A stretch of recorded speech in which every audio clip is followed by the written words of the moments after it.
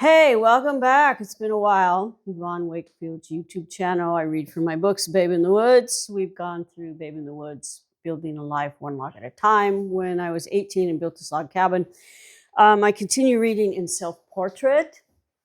We're actually getting to the end of this, but I always kind of like tell you what I've been doing. I go to the cabin 200 miles from my place where I live now, at least twice a month. I went to close up the cabin 2 weeks ago, and our tour is going to post it, but I'm having some fuel load reduction work done. And fuel load reduction work means I have some professional loggers come in and they cut down like dead trees and they stack it and they pile it.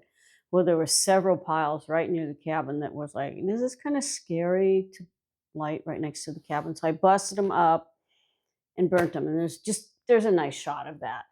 And today I'm talking about introducing the double burner barrel. That is the system that heats the water in my bathhouse, which I've talked about before. But in this chapter, the burner gets introduced and the history behind it. I've given Arturo a couple pictures of that. The old barrels that got dragged out and the new barrels that got dragged back in, or not dragged in, but placed nicely. So recapping chapter 22, as you recall, I was a student in Mendocino Arts Center, and I'd get to go to the cabin in the summer. I returned for that summer. I found my 3/4-ton truck gone, along with the guy that I lent it to. I also find some baby mice in my new little Datsun pickup truck that I just got. And I'm overcoming food poisoning, which occurred on the road. But tonight's chapter is 23. It's coming clean. It's about 8 pages. So, and one thing, unlike Kay Webster narrates my books on audiobooks, and she does a professional job. When I read from my books, I like stop and I tell you little things and I back up. So if you want a real clean reading of this, Kay Webster's audiobooks, Babe in the Woods. Chapter 23, coming clean. Remember, I'm up at the cabin now. I think I'm just getting ready to go back. And if you recall, I've started to build a little smaller log cabin, my log studio, and I've cut all the logs. They're down on the building site, but I haven't done anything with them. So that's backstory. Unlike the baby mice, the log deck above the building site could not be put to rest. Late last summer, mules and a man helped me drag and pile them, and now it was up to me to buck them into manageable 18-footers and draw knife them after winter pulled their bark tight as glue on girdles. I hadn't really used the draw knife since building the cabin and located precisely where I'd last left it, hanging from a nail alongside axes and hatches beneath the porch. The handle is black with old pitch and the blade still razor edge sharp from its last file and whetstone visit. I don't know if any of you guys ever sharpened a tool with a bastard file and a whetstone. You spit on the whetstone and get a nice edge.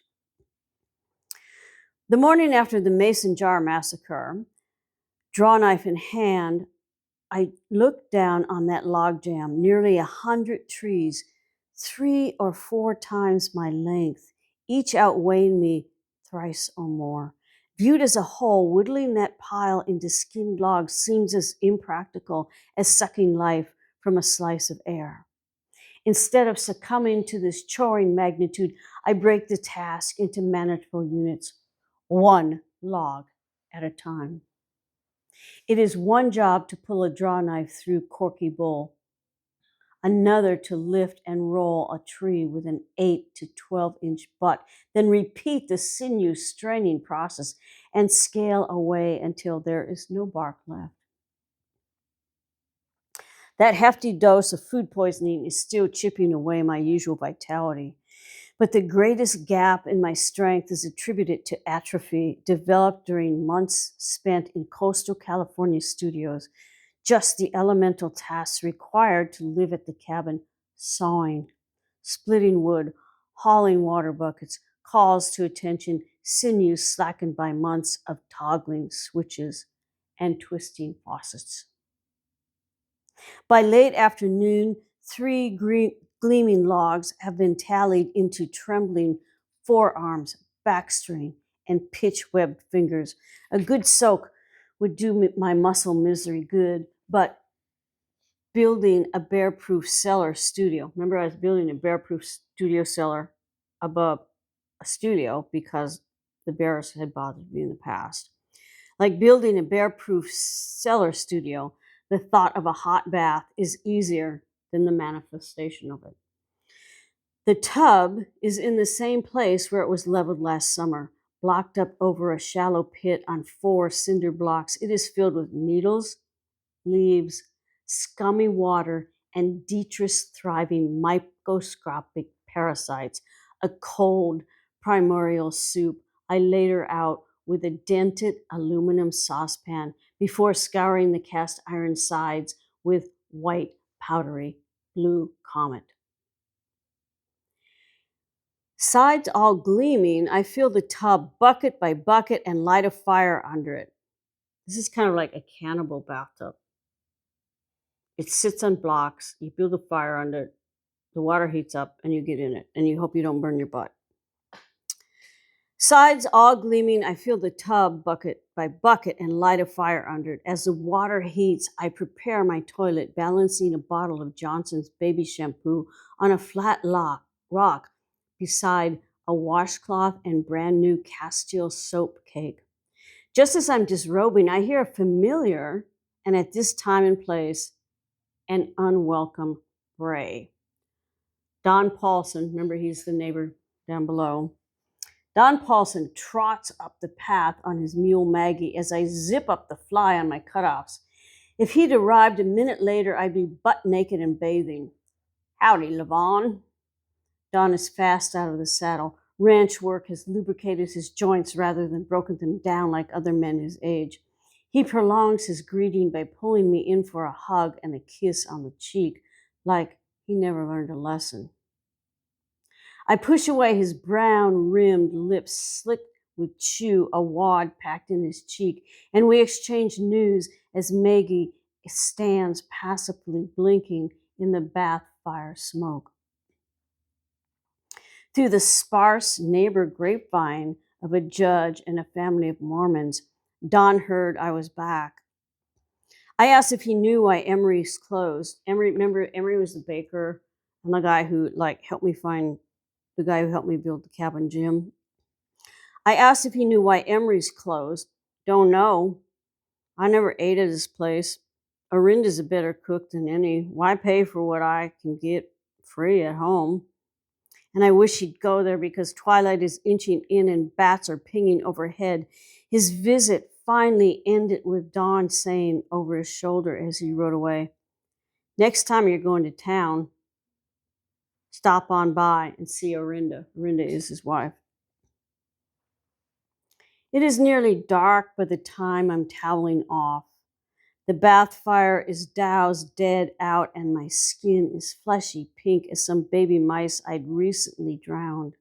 With clean, wet hair dripping down my back and Innipi, remember Innipi is my Siamese cat, Seal Point Siamese cat, and Innipi in my lap, I assume my thinker pose in the rocker. By the time my mane is dry and sheeny brush, I've thought long enough and decided before I put any more time into building a bear-proof studio, I need to build a man-proof bathhouse. When I bought my property, the lowland bordering the graveled county road was unblemished steep of sagebrush and juniper. After the cabin was built, houses started to pop up like tumbleweeds stopped mid-roll. Centurion junipers were felled and left to wizen their limbs like skeletal remains of cattle who lapped alkaline waters. Now fresh lumber stacks mark the spots of new home sites in this high desert prairie. Free is sprayed in paint on a board leaning against a stack of plywood scrap in front of one of the homes under construction. There are pieces in that pile big enough, I figured, to puzzle together a little bathhouse. Rummaging through it, I select as many freshly sawn plywood squares and rectangles as I can wedge compactly into the camper, the hatch left open for the boards to stick out.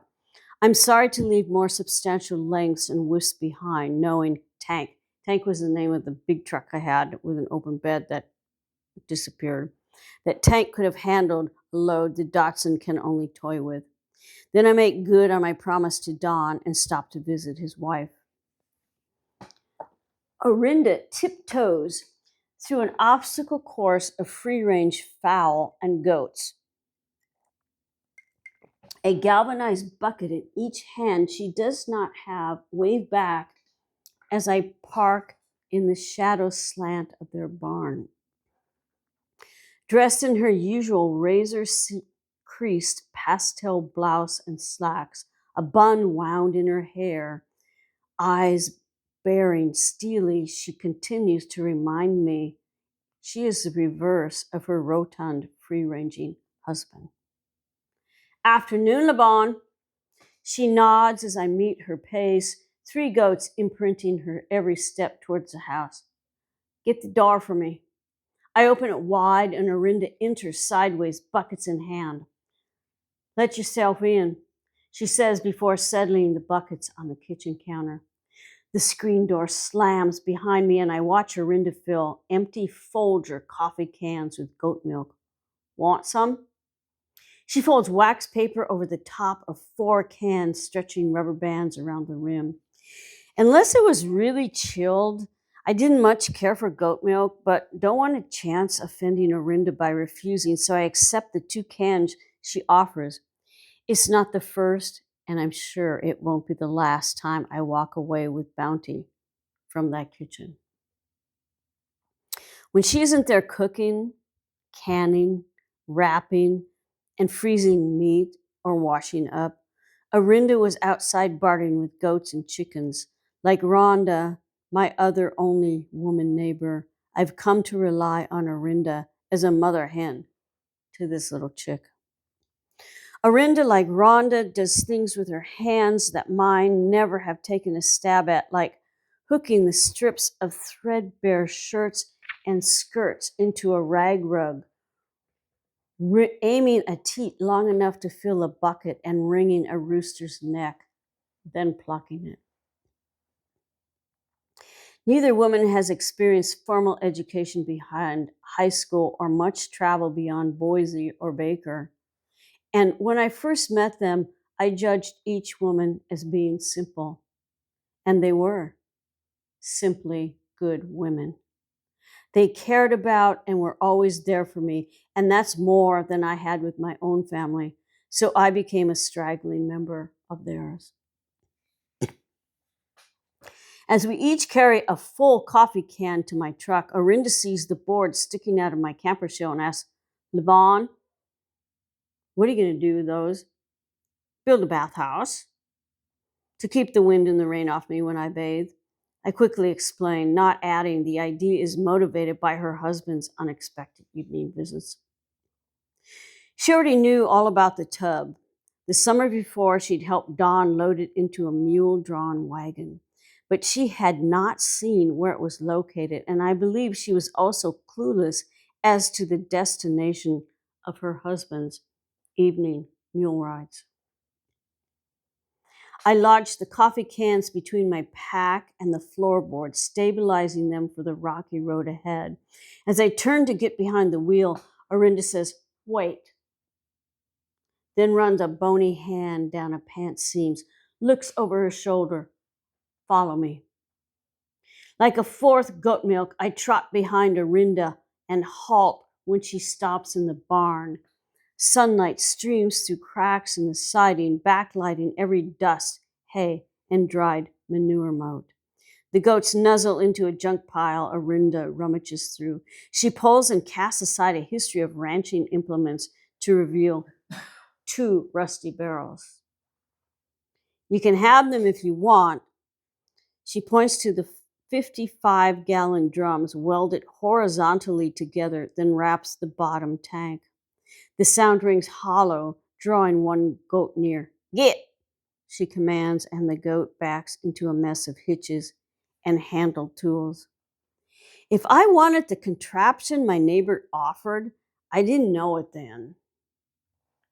Mainly because I thought it was a steal and wondered why it was in Orinda's possession, she being a teetotaler with a capital T, until she explains. When our kids are young, she forms the beginning of a smile. We use this to heat water. That smile softens her expression as she remembers a time where smiling must have been a regular feature of a face now forged by times tough enough to rust metal. Arinda points to a bunghole. A bunghole is a hole in the barrel. Arinda points to a bunghole and explains how one end of a hose was set in a body of running water like a creek or an irrigation ditch. The other end ran into the top barrel. When the upper barrel was filled, a fire was built in the bottom and the water got hot. Hot enough to boil the skin off a pig. Arinda discloses this without a hint of sentiment, making me pause to imagine the full history of this ensemble. I've been down to open a little fire door welded to the bottom tank. Now, you'll see in the pictures that Arturo is going to post, there's that bottom door I'm talking about. Well, the guys who made the new barrel took the old bottom door and put it on the new barrels. FYI. Nothing inside now but the acrid tang of ashes. Arinda kneels beside me and turns a spigot welded to a pipe leading down from an upper barrel.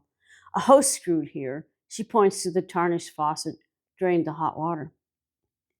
Brushing hay from her slacks, she stands and rummages through the junk pile, pulling out a stiff, dusty, coral rose-colored rubber hose.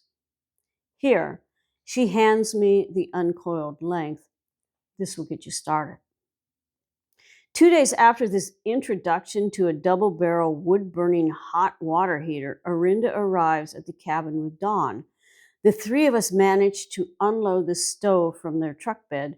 Maggie, remember she's the mule, Maggie, who'd been tied to the bumper on a slow drive up the mountain, is rehitched to a jury-rigged snow tire chainsaw harness hooked around the barrels. The 3 of us cajole docile Maggie as she drags them sideways down a path too narrow for the truck to drive. Dawn and I level the barrels on a welded steel crate and set firmly on a flat spot 40 feet down from the creek. Arinda, Maggie's reins in hands, watch us as we work. There is a little spark in her eyes, though, something I'd seen ignite the first time she introduced us to this heating apparatus. I wanted it to believe it was because she had a loving recollection of those drums now in my possession, not because there was nuclear space in the barn. By late afternoon, our work is complete. I offered to pay for the stove, the cradle, but Arinda shakes her head no, refusing even gas money. Dawn hitches Maggie back to the truck bumper and they drive down the mountain so slowly, even the dust stays civil. After they round the bend, I stand on the porch and look down on the contraption. Throw in a couple of copper coils and some crockery jugs, that open-air bathroom would be Snuffy Smith complete. If you guys don't know Snuffy Smith, it's an old cartoon, and he was a bootlegger who made alcohol from fiery distilleries. The 3-sided lean-to I'd planned to build to shelter the bathtub had, with the addition of those barrels, become obsolete. Now I would need to build something much wider and taller. This would require more than scrap wood. I needed 8-foot 2x4s and some 1x, and knew where to find them. Since returning for the summer, I hadn't seen hide or hair of my brother or Buster. Remember Buster, his big horse? Or Buster, his colossal co-joined horse, or my sister, who sometimes lighted in the old stockade cabin half a mile below. There weren't even fresh tire tracks leading to the judge's cabin. He was my closest neighbor. As usual, I found myself entirely alone on the mountainside with only a cat for company and the ardent, persistent determination I entertained to keep loneliness from turning into full-blown audiences applauding on my solo performance. A couple of days after Don and Arinda delivered the tanks, I go to town and on the way down, check the mailbox I share with my wayfarer siblings. There's not even a postcard from either indicating their whereabouts. Since I decided to finish a bear-proof studio alone and figured to do it the same with the bathhouse, I hadn't contacted Jim for help, so there would be no reply from him. There was only the weekly Bi-Mart advertisement inside, and I left it there. Hi, Yvonne. Dale. Remember Dale's the lawyer or the sawyer who helped me saw all my lumber for my cabin. Hi, Yvonne. Dale stops wedging sticker stock. You know what sticker stock is? It's like these little boards you put in between other boards so they don't warp. Dale stops wedging sticker stock between layers of 1x to greet me as I step out of my truck at his one-man sawmill. Hi, Dale. His real name is Delbert. The two-syllabic pronunciation sounding too drawn out for cordial exchanges between people who are tuckered out by long work days and short paychecks. Dale looks the same as when I'd last seen him, whisker stubble rough as the boards he planes, sawdust powdering his worn flannel shirt and jeans. Over winter, he'd lost another tooth from his heartwarming smile, but not another finger to the saw blade. It takes 2 trips to haul the 1x and the 2x I bought to build the bathhouse walls. Loaded to Gunwell's tank could have lugged the entire batch with room to spare. On the way back from Taten's mill to buy lumber, I stop again at the mailbox. The weekly Bi-Mart insert, the nearest discount outlet, is in Ontario, 130 miles east, is covered by a white envelope. Decisively typed, the letter informs me that part of the pod of relatives I've been developing a case against since I was 17 to sue for embezzling from my trust fund have moved out of the country to manage an affiliate family business. Therefore, I would need to hire another attorney experienced in international law, as my attorney in Minnesota was not. Remember, I left Minnesota for Oregon. Ugh! I yell instead of swearing and slam my fist into the mailbox. The hollow sound of bony flesh upon alloy adds bass to my higher-pitched caterwauling.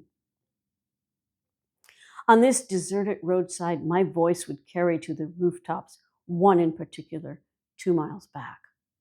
A building site behind a greatly diminished plywood pile that is crawling with shirtless six-pack and beer-bellied roofers.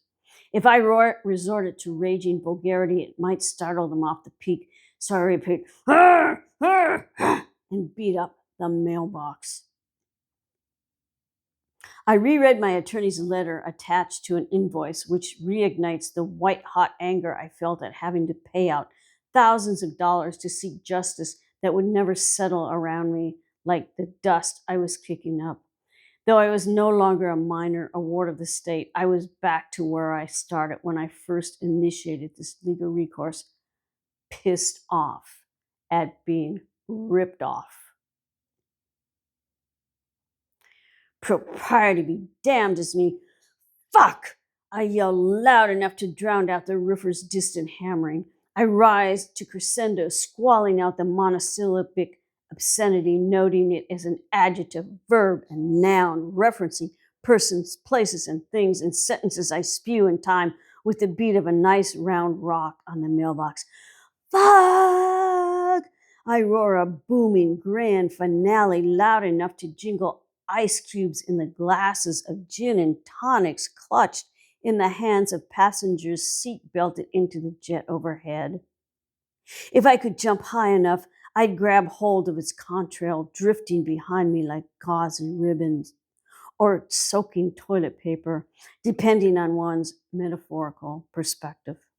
I'd hang on until that flight touched down in a place where I didn't have to think about embezzling relatives, marauding bears, burners, or bored feet. But solidly grounding in my fury, fantasizing over an escape is getting me nowhere but sweaty and sunburned at a rural road section. I wad up the Bi-Mart ad along with my attorney's bill to use as tinder, that invoice igniting a heat of its own if not properly addressed. It took as long for me to lay the bathhouse roof as it did to lay up 4 walls because of all that climbing on a 12-foot ladder I blocked and double-checked each time I scaled it. Finished, the roof peaks at 8 feet, leaving plenty of clearance overhead. Although I had no idea what I needed to vent the context of the wood-burning barrel, the clerk at True Value did, and I walked out of the hardware store with 6-inch stovepipe, an elbow, a cap, but no flue, and 3 22-foot-long hoses, and they weren't even on sale. Exchanging cash with the clerk is a societal high of my week. I assembled a pipe and run it up through a keyhole sawed. A keyhole sawed is like a little teeny saw. A keyhole sawed opening in the roof. Then flash around it with some tin sheeting liberated from one of Don Paulson's sundry piles. Topped off with leftover tar paper and shakes, that roof shelter's the greatest luxury I've known on this mountain. A hot. Late that same day, I screwed the hoses together and dragged them up the creek far enough, I hoped, to create a gravity flow all the way to the bathtub. I kneel on a boulder, then lift another to anchor one end of the hose down in the freezing water. A twisted maneuver that face plants me into the creek and sends the hose downstream. Hung up on the snag, the length sways flaccidly back and forth like a water snake until I haul it back upstream and anchor one end down again with a beefier boulder. The expected flow out of the other end of the hose results in less than a dribble. I shake it, then stick the coupling in my mouth, drawing in and blowing out the way I'd once seen my father siphon motorboat gasoline. Puffing and sucking away until I'm blue in the face as the air around me and jumping around like Mick Jagger. I can't get any satisfaction as much as I try. On top of hyperventilating, now I have to get that image of a misogynistic mop head out of my mind. Finally, my efforts produce a drip, then a trickle, a hiccup, and a rush that gives in to a steady flow. I stick the hose into the upper barrel bung and listen to the stinging ring of it filling, then build a fire in the bottom barrel and keep it stoked and crackling. In 20 minutes, the upper tank is full, and an hour later, the water is roiling. I drape the rose-colored hose over the side and twist open the spigot. As the tub fills, I retrieve shampoo and soap in the cabin, anticipating a luxurious soaking. When I return, the tub is filled with what looks like an elongated plating of tomato soup. The barrel's rusted inside boiled free, garnishing the red water with metal flakes. I pull the plug and leave the tank hose to drain. My hygienic that day is a blundering plunge in the creek.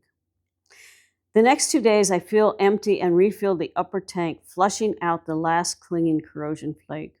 On the 3rd day, I build another fire and soak that night in hot water, clear as the cold source. Enough hot water for 3 satiated rinsings.